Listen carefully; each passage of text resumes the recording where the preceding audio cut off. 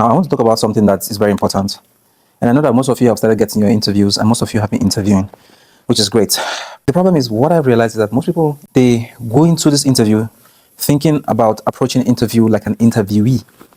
What does that mean? That means that when you are in an interview, the interviewer sees you as an applicant, and then they ask you questions, you answer the questions.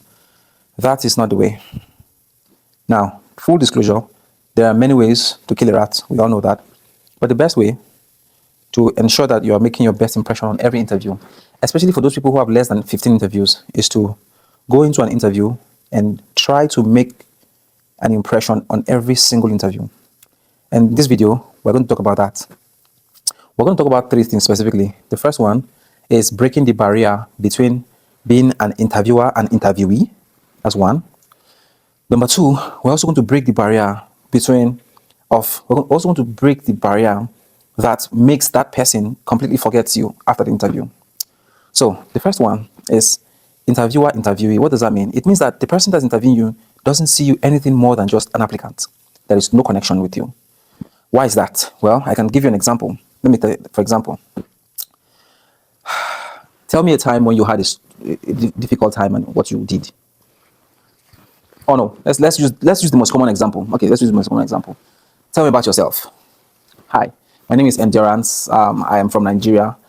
I'm a son of 5 children. I went to medical school in Nigeria, and then after medical school, I did my internship, and that was a fantastic 1 year. We did rotation in internal medicine, OB-GYN, and surgery. And after that, I then did my master's in public health. And when I was doing my master's, I got a scholarship, and I came to the US. And in the US, I was in University of Pennsylvania doing my master's, and there I was also had the opportunity to do some research and also doing some USC. I gained clinical experience, and that has kept my drive and kept me very motivated to bringing me to this point. I am very happy to be here. But outside of medicine, I love to drive. I've driven 21 hours from Philadelphia to Mississippi. I also love to travel. I've been to about 16 states within the US, and I plan to go to more states in the coming future. And I'm hoping that all my experience will serve as a springboard for me to excel during residency. Thank you. So that's the first. So that's applicant A, right? Applicant A has answered. And applicant A's answer is fantastic. He talks about his background. He talks about his achievements. He went to medical school. He did his master's in the US. Now he has USC. Now he has, he has all the things, nice scores, fantastic person, done some research. He went to the University of Pennsylvania. Great candidate. But let's see applicant B. Tell me about yourself. Hi, well, thank you very much. My name is Endurance. I went to medical school in Nigeria. So I did all my training in Nigeria. And during that time, I developed this keen interest because of the mentors that I had. And one very important thing that I learned during my medical school internship was this patient that I met. Her name, I can't say her name, but she had this condition. She had adult polycystic kidney disease. And it took us a while to find out, that she actually had adult polycystic kidney disease. But when we found out, I could recall that the fear that she had and her family had, because now they understood why they've been having some, family problems that they thought could not be explained. Now we have found out why. But then just fast forward a few months, she got kidney transplant and she did well. It just really, what stuck with me in that situation was just information. Having the right information was key. And since then, I have had the drive to pursue information and get that information to my patients. That single moment drove me for me to come and get more training where I did my master's. And in that time, I was also privileged to be exposed to the United States clinical experience. And that time, I also had the experience of the differences between healthcare practice in my country and healthcare practice in the US. It was mind-blowing. But I'm going to talk about that later. Dr. James, I'm telling you, the difference was really, really mind-opening. And so that's one of the things that really, really spurred me. And I took my USMLEs, I found strong mentors, and that has been a growth process for me. I'm really, really glad. But outside of medicine, when I'm not doing medicine, I love my dogs. I have 2 dogs, and I also love cooking. Actually find recipes online, and then I mix them up, turn them into my own special recipe, and that has been a very, very revealing journey for me. I'm hoping that the experiences I've got will be a foundation for me to build upon when I come to your program. I'm glad to be here. Thank you for giving me the opportunity to share my story. Now, what's the difference? They are both okay. They are both great ways to introduce yourself. The difference is this. When applicant B answers, The first thing is you try and make your answer a conversation. You try and sound like this person you're talking to is your is a is a senior person that you respect, but yet you see as a colleague. You want to call their name at least once. Now, not every single time. If they ask you 5 questions, you have when you reply, in 2 of your replies, mention their name midway. Why? Because when you mention people's name, it reactivates their interest in what you have to say, right? It makes them feel a little bit closer to you. It's a little bit, you're breaking that wall of applicant interviewer. That's what you are trying to do. You have to call their name, okay? Now you don't have to call their name every single time. Like I said, 2 out of 5, okay? That's the first one. Secondly, if you look at the way I presented, tell me about yourself. Now, it wasn't perfect, and I would say it was on the fly. But the point I was trying to pass across is that I didn't mention about my research. I didn't mention about my grades. I didn't mention about my scholarship. Those things don't matter. What matters is the story we're talking about, right? There's 1 or 2 things that you want them to remember. And what I said was, applicant B, not me, applicant B said, I grew up in Nigeria and I finished all my training in Nigeria. And during my internship, I found a patient that had this disease, and what I learned became the driving factor that motivated me to further, come to the US and do my master's. Right? In the US, I then discovered the difference between USC. I then discovered the difference between training or practicing in the US versus practicing in my home country, and this was very mind-opening. Now that's another story. The person is now interested in what did you find out. So the person now knows 2 stories about me. The first one is that I met a patient, that patient inspired me. The second one, the patient now knows that, wow, I was like mind blown about the difference. And these people, they're now interested, like, oh my goodness, what does this person have to say? Now, you don't have to use the same technique, but the point I'm trying to make is that you want to be the guy that gives the story, not the data. Nobody cares about your research in University of Pennsylvania. Nobody cares about your scores, your research. Truly, nobody really cares. What they care is how they remember you, what they feel about you. So when you talk about stuff, you want to put your story, align your story, then make it a conversation, not like a reply. Then also try and call their name from time to time. That helps you a lot. So in summary, let's just say it now. In summary, less data, more story. 2, call their name. 3, make it a conversation. Okay? Now that you now understand what I'm talking about, you have an idea of what I'm saying, I want you to do 2 things. First thing is to hit the like button. The second thing is to share this video with your friends. Now, moving on, we now know the idea of how to make people more personable. We now know how to make ourselves more personable, how to make people listen to us, right? We now know about the importance of story, less story and data. But the next thing is where everything begins to change. And what is that? That is when you try to make your interview more of a conversation. Now, let me explain. It's difficult to explain, but let me try. Most people, when I ask them, tell me a time when you had to deal with somebody you don't like, you know what they say? They'll be like, yes, thank you for that question. I would say that there was a time that I had this colleague of mine who was more like a bully.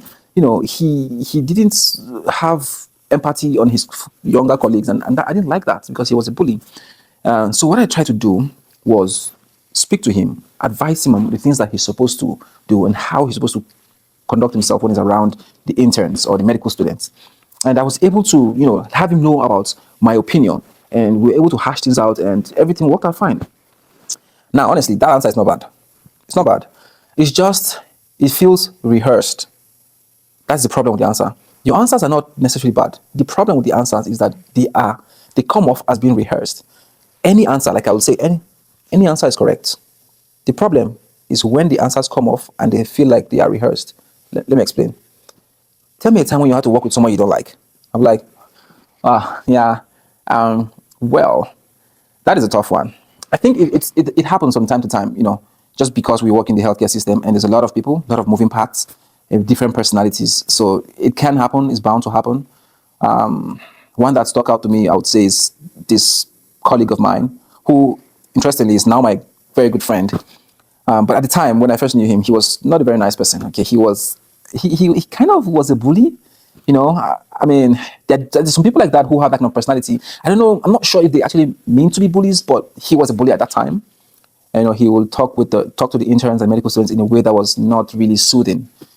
And so at the time, I felt that this guy is brilliant. He's a very brilliant person. And I know that his intentions are good, but I think the problem is communication and probably some body language. So what I did was had him, meet me out for coffee, and we kind of talked about it. I tried to just have him give me his thought process about the things, his expectations of the interns. I was trying to find the middle ground so that I can be able to put the perspective, he can have the perspective about the way he makes the interns feel. These people are like just coming into the program, they are not as confident. You want to help their confidence, you don't want to break it down. So just being able to put it in that way, trying to be diplomatic, kind of gave him some perspective. And it worked. I honestly didn't think it was going to work, but it did. And yeah, that was how we were able to navigate that. So you see what I'm saying? There's no difference in both of them. The only difference is that one of them feels like something I crammed. The other feels like something I'm thinking about and talking about at the same time. Right. So you want to try and make your replies conversational. Okay. And that is one of the surefire ways to kill your interviews. They will just be mind blown. They'll be like, oh my goodness, this guy is like, he has a sound mind. And by the way, all these replies, I'm actually just replying you on the go. I'm not thinking about it. There are better ways to actually come up with your replies, and there are more refined ways, especially because, you have time to think about it. You have time to put them together, so that is what I want you to do. Okay. Now, the last thing I want to talk about is probably the most important. And I'm going to share a story with you about one of my mentees. Now, my mentees, they had an interview, interestingly, and in the interview, they were asked, if you're attending or if you're senior, saw a patient and wanted to have them undergo a test or an investigation, and you are in a position and you know that this is inappropriate testing, this is actually doesn't follow the guidelines. You are the intern, they are the attending. What will you do? Now, that question in itself is not really asking the question. What the question is asking is very simple. They are asking, are you able to pause and withhold your perceived knowledge and ask the other person for their thought process? That's what they're saying. So do not ever reply and say, I would say, no, this is not the right thing to do. This patient doesn't need this test. This patient, I will not put this test in. Please, we don't want to do this test. No. What you are supposed to do is take a pause and say, reply, I would have thought that maybe this patient doesn't need this test, but help me to understand what your thought process is about, ordering this test. What you are trying to tell me now is that you are able to put your own knowledge on hold and seek for my thought process before jumping the gun. A lot of interns come into the hospital, they're very smart, book smart, they've done this thing back home, so they have opinions. But you see, when you're working with an attending, when you're working with someone who is senior to you, because they've been in that environment, they probably know why that test is being ordered. They might order the test because they know that if they don't order it today, it's supposed to be ordered tomorrow, but tomorrow the techs don't come. The hospital doesn't do this test on the weekend, so they want to order it today before the weekend comes. That is why. But you don't know that, right? So you don't want to jump the gun. You don't want to make assumptions. You want to first ask for their opinion. This is a very important concept in almost all the behavioral questions, and I'm going to get to that I'll do a whole video about behavioral questions. But the idea in behavioral questions, they are trying to see, the thought process. Who are you? Behavioral questions are one of the trickiest. I'm going to have to do a whole session on behavioral when I have the time. But behavioral questions are very, very tricky. The answer is not what they're looking for. They're actually testing how your mind works.